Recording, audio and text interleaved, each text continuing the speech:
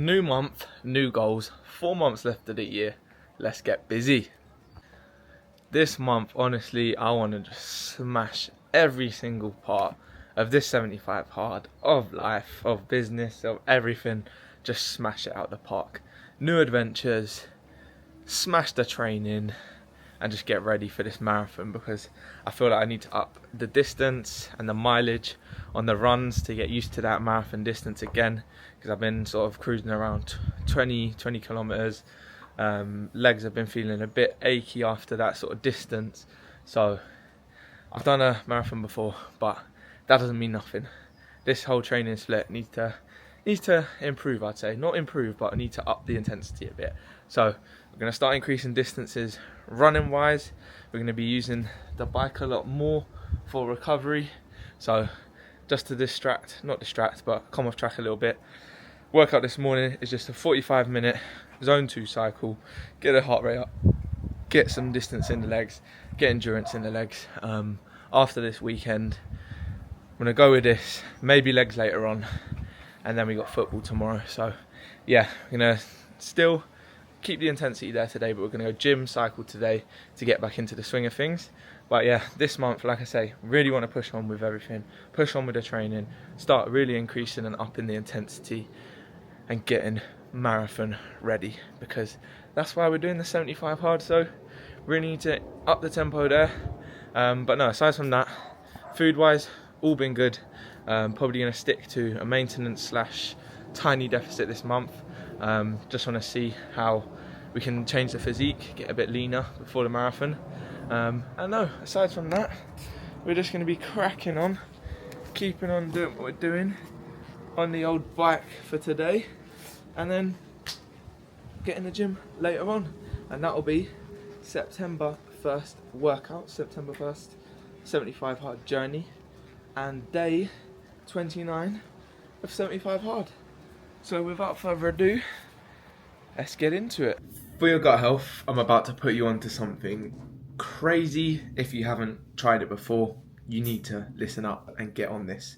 So most people with their poor gut health or bloating or things like that, they're not eating enough fibre. It's as simple as that to start with. For other people, they might have more severe conditions and stuff going on inside and bacteria inside that needs more. But most people just don't eat enough fibre, and then they get bloated, they do all these things. This right here, psyllium husk, is a game changer. This literally, right here, 8.9 grams of fibre per 10g. That's literally almost a third of your recommended dietary intake, 30 grams. In 10 grams. Literally put that into water, down that, it's not the nicest, but down it, and then follow it up with more water to push it through. Psyllium husk, powdered version, not the tablets, powdered version, is a game changer for gut health, and for most people, it's going to be absolutely crazy, the benefits that you will see. So, gut health, psyllium husk, thank me later. Bosh! One of the most optimal breakfasts that you can have. Like I said many times before, on this journey, I'm not really a carbs in the morning type of person.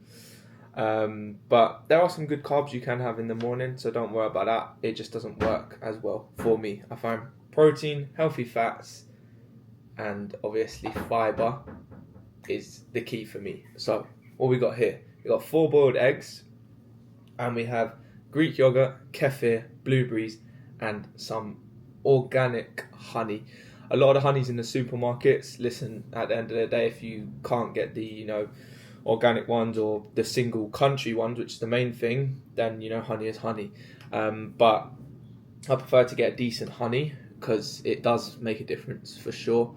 A lot of the processed ones are just literally sugar, whereas the proper honey is actually really good for you. And some people don't actually know that this is another little gut health gem for you today. I'm on my gut health today. If you put honey into yogurt, then it makes more of the good bacteria in yogurt, which is why a lot of people eat yogurt.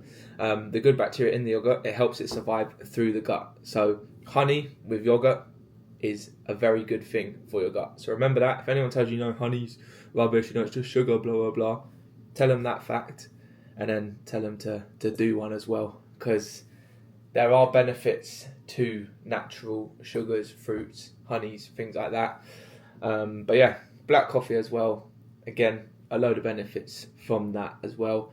And this is my breakfast that I'm pretty much going to be having, I think, for the next month or so until the marathon, because it's going to keep me full. Oh, and obviously I had the psyllium husk before to get a lot more fibre in, because protein, fibre, healthy fats, that's the key to a solid breakfast. Going to keep you full.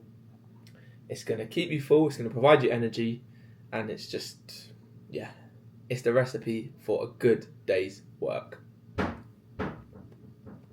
Beautiful. Bosh, pre-workout going down, and there's only one pre-workout that you need to stay healthy, to not destroy your gut. It is an espresso with a pinch of Celtic salt or pink Himalayan salt and a teaspoon or tablespoon of honey. That is all you need. You don't need none of them rubbish pre-workout powders. Look after your gut, look after your insides, as well as your outsides. Cheers to that. Proper. Leg day done. I did not intend to go up there and do leg day.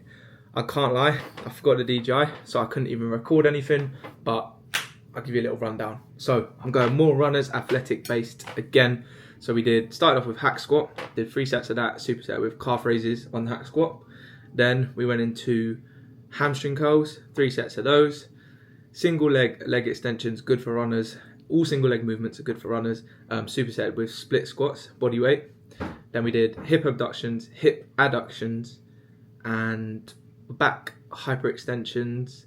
And I believe that was everything. So yeah, it was a pretty solid leg day, and then we had a little stretch after it, but like I said, didn't manage to record any, so hold my hands up, apologies for that. But we are back now. Watch has run out. So what is the actual time? The time is 2:30, second meal of the day. I managed to pick up some protein Jason's sourdough.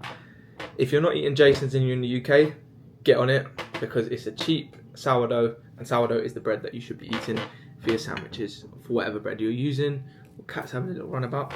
We've got tuna, cottage cheese, rocket in there. These slices are seeded as well, so we're having about 8 grams of fibre and about 50 Gs of protein in here as well.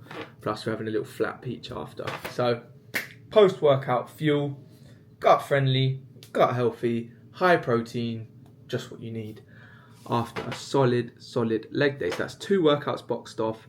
That is food on point. We have almost hit the 3.8 litres already, starting a new book soon as well, so we'll be back on that. I've been reading some sort of different types of books recently, so I haven't really been sharing much of them because they might not relate to everybody, let's just put it that way.